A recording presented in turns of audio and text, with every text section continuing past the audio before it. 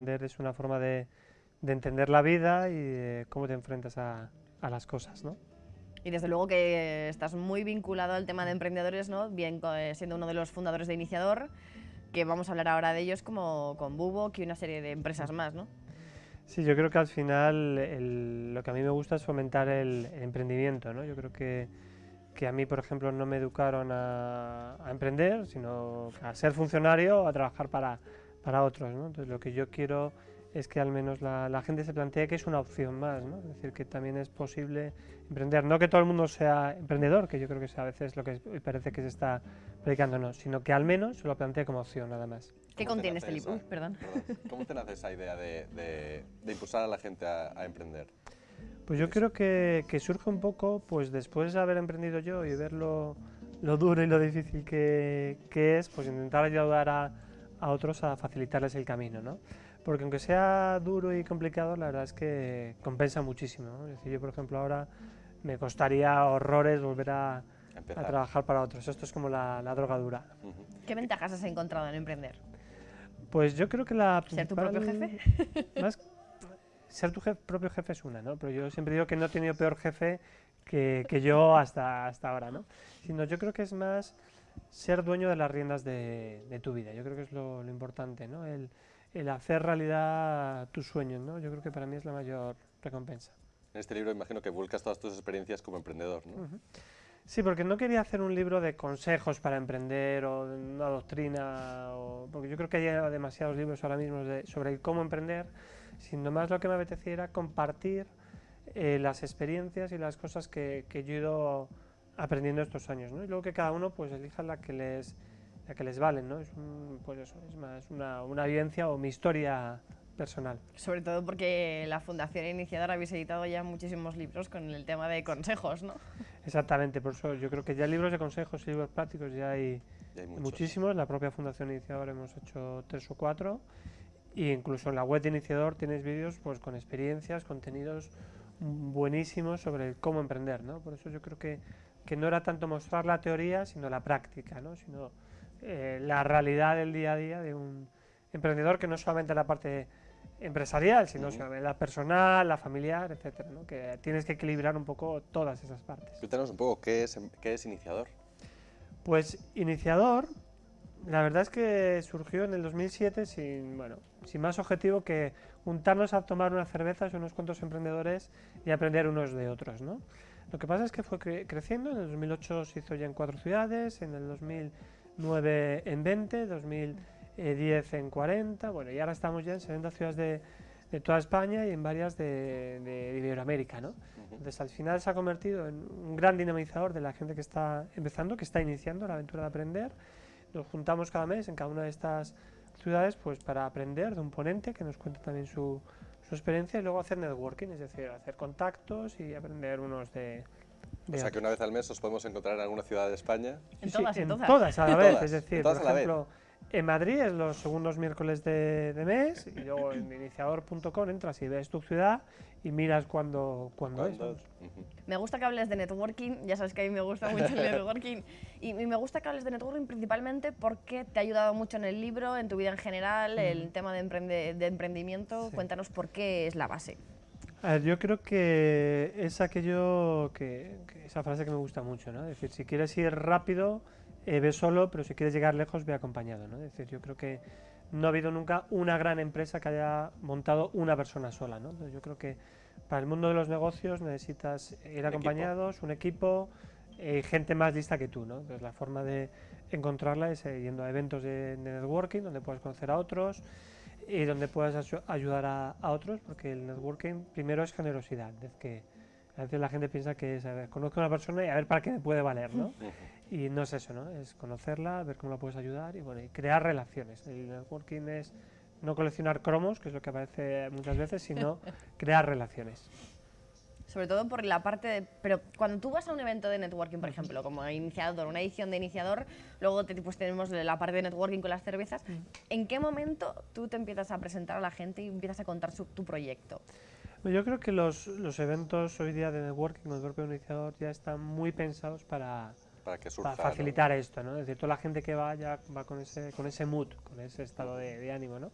Entonces tú estás tomando una cerveza y es muy fácil pues, que tú cuentes al otro lo que estás haciendo y que él te lo cuente a ti, y entonces ya relacionas, oye, espera, que eso que me has contado me parece interesante, te voy a presentar a una persona que te pueda ayudar y es como se crea. Es un ambiente muy extendido, muy cómodo, muy relajado, en el cual eso surge de forma natural. O sea que al final el iniciador es la creación de esa atmósfera para que surjan esas colaboraciones, esas compartir las Exactamente, al historias, final es casi los negocios. el evento también es un poco la excusa para facilitar todo esto y lo que hemos procurado es crear una marca muy amable, ¿no? Un espacio donde la gente pues, no esté encorsetada ni se vea forzada, ¿no? Sino que todo vaya de forma natural y fluida. Pero, por ejemplo, yo sigo incidiendo ahí en el evento de networking. ¿Cómo podemos superar el miedo de si yo le digo a esta persona lo que hago y me dice, ¿y a mí qué me importa? Igual me dice, estás loco. Sí. No me interesa de verdad ese ver, miedo al rechazo, ¿no? Yo creo que es un tema seguramente muy cultural español, ¿no? El tema de esa vergüenza, esos miedos. Yo creo que lo tienes que plantear como un trabajo, es decir, al final el networking es una parte necesaria para tu proyecto, ¿no? Y los emprendedores lo primero que tenemos que ser es vendedores. A la gente piensa que los vendedores es algo malo, porque hay una tradición de que aquí el vendedor es el vendemotos, ¿no? Yo creo que el vender es ofrecer una solución, ¿no? Eso es lo primero que tenemos que entender los vendedores, que entender lo que le pasa a otra persona y cómo le puedes ayudar a solucionarlo. Eso es lo que es vender, ¿no? Entonces, si tú te tomas el networking como un trabajo, ¿no? Pues tienes que quitarte todos esos complejos, ¿no? Es aquello de que tendero sin sonrisa no puede abrir tienda, ¿no? No puedes... pues hay técnicas, ¿no? Piensa en la hipoteca, por ejemplo, que tienes que pagar, te puede ayudar, ¿no? En tus hijos, lo que sea, pero al final es algo que tienes que forzarte. Yo soy una persona hiper tímida y para mí el networking es un esfuerzo, ¿no? Pero lo planteo como algo necesario para que salga mi proyecto adelante. Bueno, desde luego la timidez te la dejas en casa. No, precisamente por eso, ¿no? Hay que dejarla, ¿no? Porque También te tienes que arriesgar un poco a... exactamente, tienes que hacerlo y vencer eso para lo que te han educado, ¿no? En esta sociedad, ¿no?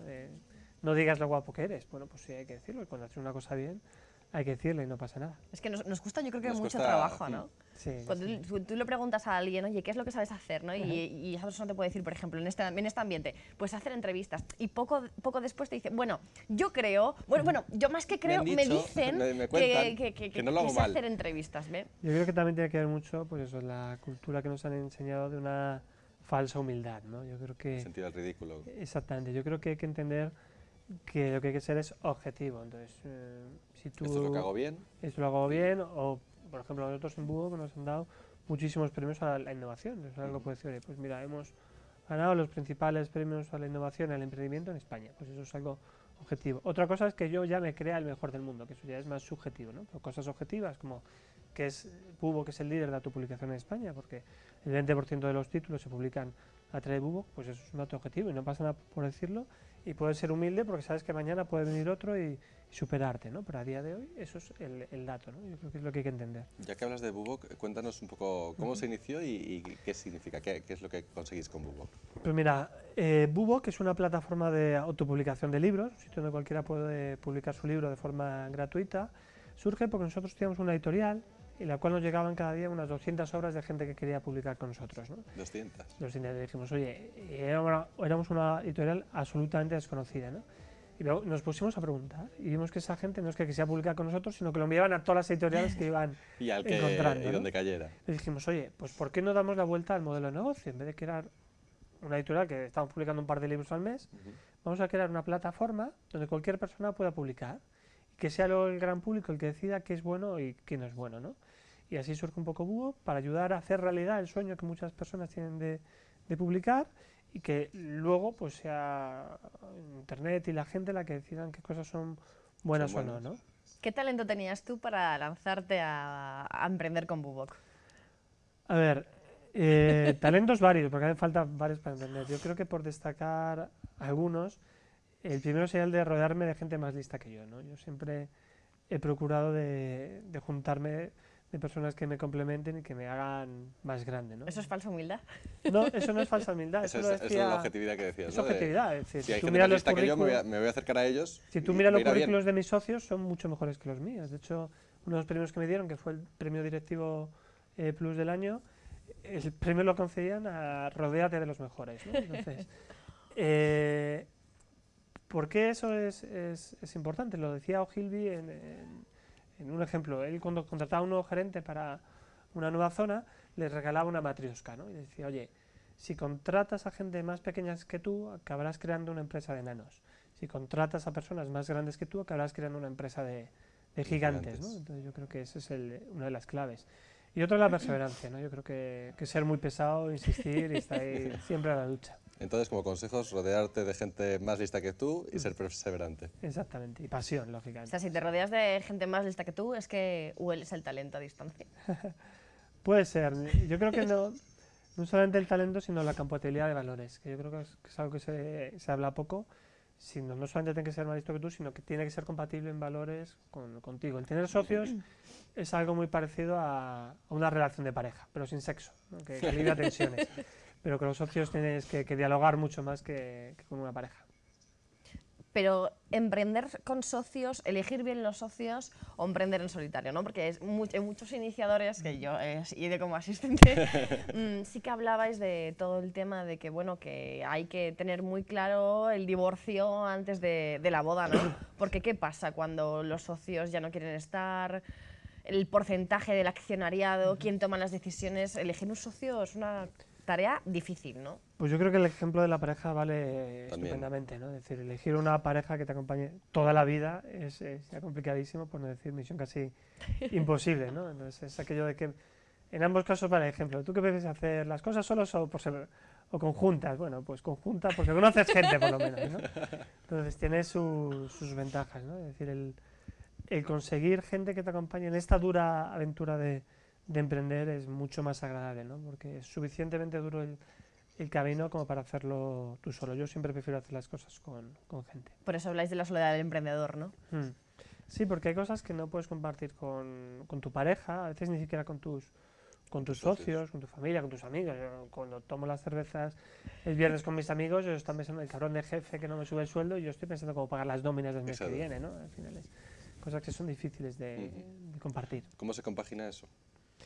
Pues Esa bueno, soledad, ese... yo creo que una de las asignaturas que no se dan prácticamente en ningún máster, o por lo menos yo no la he encontrado de emprendimiento, es compatibilizar vida personal y familiar, ¿no? Yo creo que es algo de lo que se adolece hoy día y yo que cada vez me esfuerzo más en hablar de esos temas, porque como decía al principio, sobre la teoría de cómo emprender y cómo montar empresas o crear un plan de negocio, hay millones de cosas, ¿no? Pero cómo vivir siendo emprendedor o cómo emprender y vivir a la vez, creo que es una especie de arte y que es la clave al final de... Un juego de equilibrios al fin y al cabo, ¿no? ¿Y has conseguido la piedra filosofal para saber compatibilizar estas dos facetas?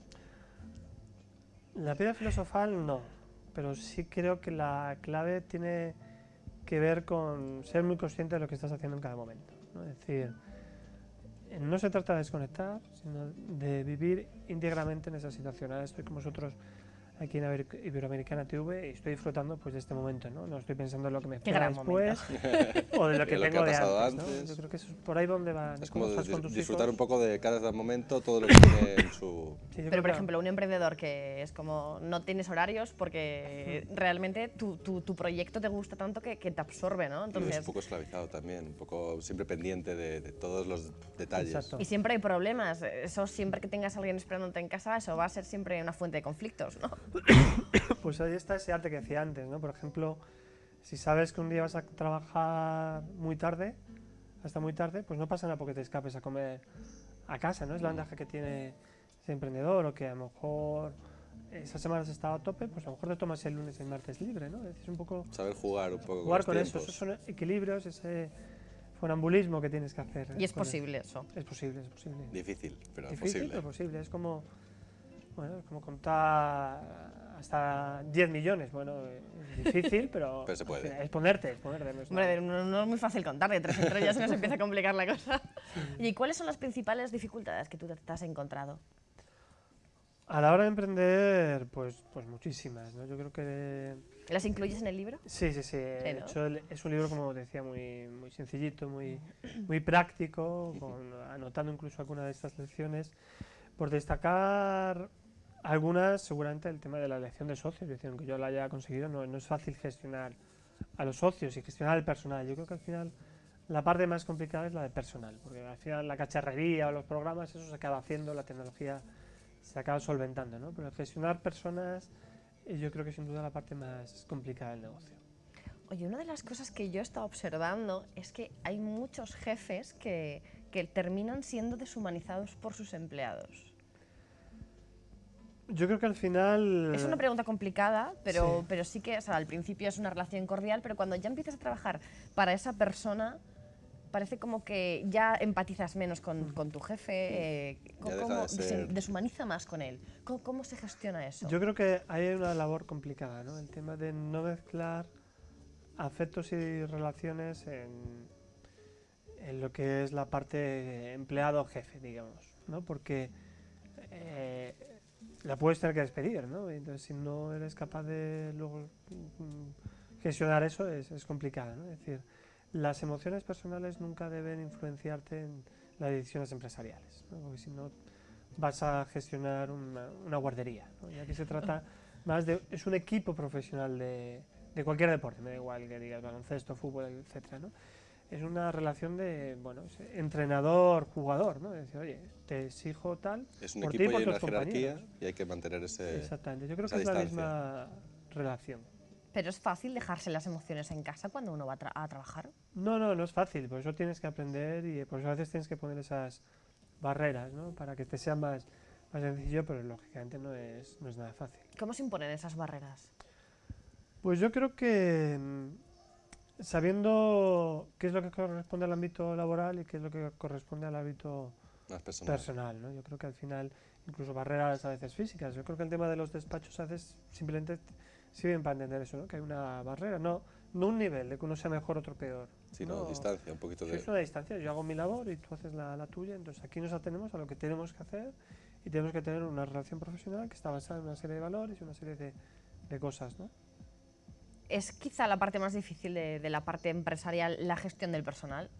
Sí, yo creo que, como decía antes, la parte de la gestión de las personas, el personal y los socios, los clientes, proveedores, yo creo que es la parte seguramente más compleja, ¿no? Porque no es algo que exista un algoritmo sencillo. No de es decir, mecánico, no es decir 1 más Exactamente. 1 va a dar 2. Exactamente, no hay una fórmula igual que para marketing, pues tienes reglas o tal. En recursos humanos, por más reglas que te den, al final es cuando te ves en Es ese mucha momento. psicología además, o sea que eso no está, Son muchas no está cosas. arreglado. ¿Qué anécdotas podemos encontrar en tu libro? Es decir, si no te educaron como emprendedor, pero luego decidiste emprender, imagino que fue un paso difícil. ¿Cuándo recibiste la llamada? Claro, la luz, ¿cuándo viste la luz? Yo siempre cuento como anécdota que gracias a los atascos de Madrid que te da mucho tiempo a pensar, ¿no? Eso es verdad. No sé si alguna vez habéis parado a hacer esta cuenta, porque yo empecé trabajando por cuenta ajena y yo tardaba 1 hora de media de transporte para ir y otra hora para volver, ¿no? Que son 2 horas al día, por 5 días a la semana son 10 horas, por 4 semanas son 40 horas. Ya me es estoy decir, agobiando. en un mes tienes Hace una muchísimo semana tiempo. laboral completa para pensar, es decir, a poco que lo pienses, pues la semana acabas recibiéndola, ¿no? Claro, solo tienes que dedicarle un poquito de pensamiento a ese momento y ya. Exactamente. Eso, y si lo juntamos a cómo remataste la idea de Bubok en momentos de networking, Pues fíjate, precisamente la que veas un poco lo de la importancia del networking que tú decías, ¿no? A uno de los socios de Bubok lo conocí en el primer evento de iniciador que hicimos, ¿no? ¿En el Es decir, primero? ya en el primero Pues ya yo conocía a Estaba los claro socios ya que... todo, Sí. estaba encaminado hacia ello. Y a otro de los socios los conocí 2 años antes en otro evento de networking, o sea que nunca sabes para qué te puede te puede ayudar una servir o persona, te ¿no? puede ayudar. Entonces, por eso yo que hay que cuidar esas relaciones, ¿no? Si yo, cuando conocí en ese caso a Antonio González Barros en un Thursday, pues le hubiera la tarjeta y tal, y bueno, en este momento no vale para nada, me hubiera olvidado, pues no habría tenido 2 años más tarde que cuide esa relación y continúe en contacto, no habría tenido la oportunidad de que fuera un socio mío. Hay que estar siempre en todas partes también un poco entonces, ¿no? Porque Exactamente. nunca sabes Cuando la gente me pregunta, oye, ¿tú cómo tienes esos 8.000 contactos? Digo, cómo puede ser. Pues trabajándolo mucho. Yo los 2 primeros años de emprender iba a todos los eventos, ¿no? Es decir, y era un trabajo, digo. La gente a veces piensa que vas a un evento a pasártelo bien y tomar una cerveza. No, yo voy a trabajar. que también, ¿eh? Que también. Pero a lo que voy es Gracias a a Dios trabajar. se combinan las dos cosas. ¿No? Es aquello de pues, la cantidad de comidas que te tienes que llevar para llevar un plato de lentejas a casa, ¿no? Pues es el esfuerzo y el trabajo que tienes que tener para ampliar esa red de contactos, pero es trabajo que a veces a la gente se le olvida, que sea más o menos agradable, porque a veces tienes la suerte de que Emma te entreviste en estos araos, pero es un trabajo, Pedirle a alguien que sea tu socio es como pedirle matrimonio. Sí, lógicamente es algo muy ¿Cómo es la parecido. ceremonia? Pues es un cortejo. Un sellado de mano, ¿no? Bueno, el sellado de manos es en el notario, con un contrato. Es exactamente igual. Y el cortejo pues es lo mismo, es irte conociendo, irte viendo que, como decía antes, tienes valores compatibles, que tenéis la misma visión, La que idea de podéis negocio. ayudaros el uno al otro, etcétera. ¿Con qué lo has pasado especialmente mal? ¿Qué has aprendido de todas estas empresas que has creado? Porque no solamente has creado Bubok, hay mucho más detrás. ¿Qué más empresas tienes? ¿Cómo se gestiona todo eso? Pues de empresas he montado ya unas cuantas, desde las que han ido mal. Es decir, por ejemplo, montamos un club social por internet en el año 2006 o así, ¿no? Y bueno, pues esa fue mal. ¿Por qué? ¿Por qué no funcionaba? ¿No estaba el mercado preparado? Esa fue pues por varias cosas, ¿no? Una, por ejemplo, fue porque nos pusimos dos socios y ninguno era el que realmente tiraba, ¿no? De eso que lo dejábamos ahí como una cosa secundaria y eso no funcionó. Es decir, siempre tiene que haber alguien que Uno lidere que tire, claramente el proyecto. Luego, pues tampoco lo dotamos de los recursos necesarios, ¿no? Y luego sí que fue un proyecto que yo creo que es un poco adelantado al tiempo, porque gestionaba muchas tecnologías que hoy día ya tenemos, de redes sociales De redes y demás. sociales. Y bueno, pues fue un poco el cóctel de todas esas cosas, ¿no? Y bueno, luego tuve también otra empresa de eventos que también fue mal. En este caso fue más por el tema de bueno, la crisis que vino en el 2008, pues que hizo que mucho el Que tema la de gente eventos recorta a la hora de...